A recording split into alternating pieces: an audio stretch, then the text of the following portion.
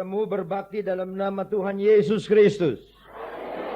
Hari ini tepat 5 tahun usia Yayasan Dian Abadi, dan 13 saudara di depan notaris menandatangani mendirikan Yayasan Dian Abadi. Mungkin ada banyak di antara saudara yang saat itu belum hadir bersama dengan kami. Saya bacakan beberapa nama, 13 nama ini dari pendiri YASDI pada tanggal 28 Oktober tahun 83. Saya sebut namanya. Kalau yang hadir di sini saya minta berdiri dan saudara lihat orangnya supaya kalau ketemu di jalan saudara tahu siapa. Yang pertama Bapak Beni Sumampo, berdiri, tolong berdiri. Nah, inilah Pak Beni Sumampo, saudara. Puji Tuhan. Saudara kalau ketemu sama dia jangan malu-malu minta ketemu. Nomor 2, yang terhormat Bapak Sugiarto Chandra Purnomo. Apa datang? Coba berdiri. Kok Pak Giarto ini? Nah, inilah salah satu pendirinya. Puji Tuhan. Yang ketiga Bapak Insinyur Prasojo, tidak hadir. Bapak Insinyur Yohanes Untoro, tidak hadir. Bapak Dr. Randes Obed Sudarmanta, juga tidak hadir. Bapak Dr. Randes Hari Memudi, juga tidak ada. Bapak Yongki Tomasoa, juga tidak ada. Pendeta Billy Mulyadi, di mana Pak Billy berdiri? Ya, tolong berdiri Pak Billy Mulyadi. Ini saudara pendirinya. Waktu itu dia terkenal sebagai Jaksa Agung Ali Said. Mukanya mirip. Bapak Pendeta Martinus Noya berdiri. Pak Martinus di mana? Mana Pak Martinus? Di atas. Oh, di atas dia berdirinya, saudara. Dia paling senior dari hamba-hamba Tuhan yang ada di sini. 11 Bapak Gunawan Wibisono, tidak hadir. Yang ke-12 Bapak ke-10 tadi ya. 11 Dr. Andes Wijaya Kusuma, tidak hadir. 12 Saudara David Hidayat, pemain drum, juga tidak ada. Dan yang ke-13, ketiban angka 13, saya sendiri. Puji Tuhan. Nah, lama sudah 5 tahun saudara. Padahal sudah 5 tahun ini saudara. Rasanya baru 5 kali 365 hari. Yayasan Dian Abadi sudah didirikan dengan tujuan mengadakan satu tempat, sebetulnya bukan hanya untuk kebaktian, tetapi rencananya dulu untuk ada tempat seperti tempat minum, coffee house kecil-kecilan, dan diisi dengan lagu-lagu rohani, di mana pegawai-pegawai kantor yang lelah boleh masuk di gedung Yayasan Dian Abadi, minum kopi, tentu bayar, dan saudara-saudaraku sambil mendengarkan lagu-lagu rohani, mereka bisa menyanyi. Itu salah satu visinya. Dan ternyata yang hanya berjalan selama 5 tahun ini adalah kebaktiannya saja, persekutuan doanya saja yang berjalan sampai saat ini. Banyak air mata, banyak kesulitan yang ditempuh, banyak kesalahpahaman. Tetapi pada akhirnya semua kembali sadar akan panggilan masing-masing bahwa kita ada oleh karena Tuhan dan kita bekerja untuk Tuhan. Masing-masing kita harus menahan diri supaya nama Tuhan tidak dipermalukan tetapi dipermuliakan. Dari persekutuan YASDI ini, menurut Pak Martinus, ada banyak orang yang tertolong di dalam konseling. Tadi dia berkata ada ibu yang mau dibunuh, telepon jam 12 malam dan tertolong, Tuhan menolong sama dia. Saya rasa ada ratusan jiwa-jiwa baru yang menerima Tuhan Yesus sebagai juru selamat. Ada beberapa pasangan yang ketemu jodohnya di Yayasan Dian Abadi ini. Salah satunya saudara Lukas dan istrinya tadi yang nyanyi. Mana Lukas tadi? Lukas mau pergi mau didoain nggak jadi. Saudara dan saudara Robert dan Lea. Ada banyak pasangan-pasangan yang lain yang ketemu jodohnya di sini. Ya, saudara-saudara, kita bukan biro jodoh, tetapi mereka bertemu. Pada hari ini saya tergerak sekali, entah kenapa, dalam puji-pujian tadi, begitu saya rasa Tuhan ada di tengah-tengah kita. Saya ingin berdoa untuk saudara Robert dan saudara Lea. Ini beban saya tadi sejak duduk. Saudara Lea 1 minggu lagi akan mendapat anak, saudara. Saya ingin berdoa. Saudara mau berdoa? Tundukkan kepala. Lea sama Robert, mana Robert? Haleluya. Kita doakan saudara-saudara kedua saudara ini. Bapa di dalam sorga, Engkau sudah menolong kedua suami istri ini dan memakai mereka menjadi alat di dalam tangan-Mu. Kami melihat urapan-Mu ada di atas hidup mereka. Mereka sudah tinggalkan semua untuk menjadi hamba-Mu. Tuhan, kami berterima kasih bahwa Engkau menjodohkan mereka berdua. Beberapa hari lagi mereka akan mendapat berkat dari Engkau. Tuhan, tolong Lea, beri kesehatan dalam kandungannya dan dia sendiri, supaya pada hari di mana Engkau memberi kebahagiaan kepada mereka, Engkau memberikan satu putra iman, satu anak yang menjadi kepujian bagi nama-Mu. Tuhan, Engkau tolong Robert. Kami rasa ada banyak tahun-tahun di hadapan dia yang menjadi tahun-tahun keemasan.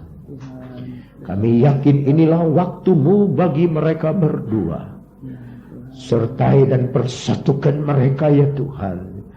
Menjadi alat di dalam tangan-Mu untuk jadi berkat di mana mereka berada. Terima kasih Tuhan, terima kasih. Tolonglah adik-adik kami ini menjadi terang bagi dunia. Dan supaya banyak jiwa dimenangkan bagi kerajaan surga. Dalam ulang tahun Yazdi yang kelima ini, mereka adalah buah dari pelayanan di sini. Tuhan, Engkau berkati mereka. Sempurnakan pertolongan. Dalam nama Yesus kami berdoa. Amin. Haleluya. Saya mau khotbah pendek saja, saudara. Di dalam kitab Keluaran pasal 33. Keluaran pasal 33. Kita membaca ayat yang ke-12 sampai ayat ke-14. Sampai 15, 16 mungkin 17. Keluaran 33 ayat 12. Mulai. Lalu berkatalah Musa kepada Tuhan, memang Engkau berfirman kepadaku, suruhlah bangsa ini berangkat. Tetapi Engkau tidak memberitahukan kepadaku siapa yang akan Kau utus bersama-sama dengan aku. Namun demikian Engkau berfirman, aku mengenal nama-Mu dan juga Engkau mendapat kasih karunia di hadapanku. Maka sekarang, jika aku kiranya mendapat kasih karunia di hadapan-Mu, beritahukanlah kiranya jalan-Mu kepadaku, sehingga aku mengenal Engkau, supaya aku tetap mendapat kasih karunia di hadapan-Mu. Ingatlah bahwa bangsa ini umat-Mu. Lalu ia berfirman, aku sendiri hendak membimbing engkau, dan memberikan ketentraman kepadamu. Berkatalah Musa kepadanya, jika engkau sendiri tidak membimbing kami, janganlah suruh kami berangkat dari sini. Dari manakah gerangan akan diketahui bahwa aku telah mendapat kasih karunia di hadapanmu, yakni aku dengan umatmu ini? Bukankah karena engkau berjalan bersama-sama dengan kami, sehingga aku dengan umatmu ini dibedakan dari segala bangsa yang ada di muka bumi ini. Berfirmanlah Tuhan kepada Musa, juga hal yang telah kau katakan ini akan kulakukan karena engkau telah mendapat kasih karunia di hadapanku dan aku mengenal engkau. Ayat 14. Lalu ia berfirman, aku sendiri hendak membimbing engkau dan memberikan ketentraman kepadamu. Pada satu saat saudara-saudara umat Allah di bawah pimpinan Musa berjalan dengan keras kepala, dengan keras tengkuk. Berkali-kali mereka mencobai Tuhan dengan kelakuan mereka. Lalu pada satu hari Allah bosan kepada orang Israel. Dan Allah berkata, Musa, engkau dapat kasih karunia daripadaku. Pergilah engkau dengan sejahtera. Pergi engkau. Tapi aku tidak mau beserta dengan engkau. Engkau akan dapat kesenangan. Tanah perjanjian akan didapat. Tapi aku tidak akan berjalan bersama engkau. Saudara-saudara, pada saat itu Musa datang kepada Tuhan. Dan tadi kita baca ayat 12. Memang engkau berfirman begitu kepadaku. Tapi kalau Tuhan tidak mau berjalan dengan kami, kalau bukan Tuhan yang membimbing kami, kami tidak mau pergi. Saudara-saudara, sejak 5 tahun yang lalu, Yasdi berjalan, jatuh bangun. Dipukul dari sana, dipukul dari sini. Naik turun. Tertawa, menari, menangis. Rasanya tidak tahan kita. Tetapi yang membuat kita masih ada sebagaimana kita ada, itu karena Tuhan membimbing kita. Saya rasa kalau bukan Tuhan yang membimbing kita, kita sudah hancur dari zaman dahulu. Beberapa tahun yang lalu kita sudah hancur berantakan. Dan kalau saudara dan saya melihat hari ini kita tidak berpesta, tidak ada kue tart, tidak ada. Tapi sejak kebaktian tadi, sejak puji-pujian, kita rasa Yesus ada di tengah kita. Itu adalah hadiah ulang tahun yang paling baik bagi kita. Saya melihat visi kaum muda dari antara saudara akan ada banyak yang dipakai Tuhan. Pak Martinus berkata tadi ada banyak orang yang keluar dari Yasdi, bukan meninggalkan Yasdi, tetapi mereka membuat persekutuan-persekutuan doa yang lain. Terus terang saudara-saudara, jikalau Tuhan kita tidak membimbing kita, kita tidak bisa jalan, kita tidak tahu harus berbuat apa. Saudara tahu kata membimbing adalah jikalau seorang sudah tidak bisa berjalan sendiri, dia sudah tidak ada daya lagi, maka ada orang yang kuat yang lain memegang tangannya, membimbing dia dalam perjalanan. Dan itulah yang kami rasakan Semua ke-13 saudara pengurus Yasdi, semua mengalami goncangan iman di dalam hidupnya. Mungkin saudara tidak sangka, ada yang digoncang di dalam hal materi, ada yang digoncang dalam hal keluarga. Saya pernah digoncang juga sampai pada tahun 84, Yasdi baru berumur 2 tahun, saya sudah mau berhenti kerja buat Tuhan. Saya buka rahasia ini supaya saudara tahu bahwa saya manusia biasa. Saya mau berhenti sebab saya tidak tahan dengan keadaan. Tetapi syukur, Tuhan kita adalah Tuhan yang mau membimbing kita. Sudah. Amin. Di antara semua pada malam hari ini yang duduk dalam kebaktian, apapun persoalan kasus saudara, saudara menghadapi persoalan bisnis, persoalan rumah tangga, apapun juga, hampir-hampir rasanya mau tenggelam. Hampir-hampir rasanya mau tenggelam. Hampir sedikit lagi mau putus asa. Tetapi saudara pun akan bersaksi pada saat saudara mau putus asa, itu tangan yang besar dari Yesus membimbing kita. Haleluya. Puji Tuhan. Di dalam ayat ke-14, saudara kita baca, lalu Allah berfirman, aku sendiri hendak membimbing engkau dan memberi ketentraman. Allah yang kita sembah saudara, bukan Allah yang hanya tahu membimbing, tetapi dia juga memberi ketentraman. Bukankah ketentraman itu kita perlukan? Saudara, jadi anak Tuhan bukan artinya tidak ada problem.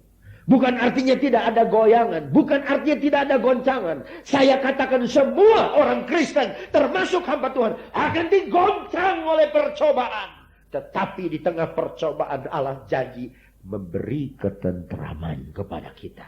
Memberi kekuatan, memberi keteguhan. Supaya kita tabah, saudaraku, menghadapi segala persoalan. Kita pegang Keluaran 33. Kita membaca dulu Mazmur 25. Di dalam Mazmur patsalnya yang ke-25, saudara-saudara, kita membaca ayat yang ke-6. Kita boleh baca saja ayat ke-5 sampai ayat 9. Mazmur 25, bawalah aku berjalan dalam kebenaran-Mu dan ajarlah aku. Sebab engkaulah Allah yang menyelamatkan aku. Engkau ku nanti-nantikan sepanjang hari. Ingatlah segala rahmat-Mu dan kasih setia-Mu ya Tuhan. Sebab semuanya itu sudah ada sejak purbakala. Dosa-dosaku pada waktu muda dan pelanggaran-pelanggaranku janganlah kau ingat. Tetapi ingatlah kepadaku sesuai dengan kasih setia-Mu. Oleh karena kebaikan-Mu ya Tuhan. Tuhan itu baik dan benar. Sebab itu ia menunjukkan jalan kepada orang yang sesat. Ayat 9. Ia membimbing orang-orang yang rendah hati menurut hukum. Dan ia mengajarkan jalannya kepada orang-orang yang rendah hati. Segala jalan Tuhan adalah kasih setia dan kebenaran bagi orang yang berpegang pada perjanjiannya dan peringatan-peringatannya. Saudara dengar doa Daud. Dia ingin dibimbing. Dia ingin dikasih tahu jalan yang benar. Dia ingin dibimbing. Dia ingin dibawa. Saudara-saudaraku, dia ingin Tuhan pegang tangannya.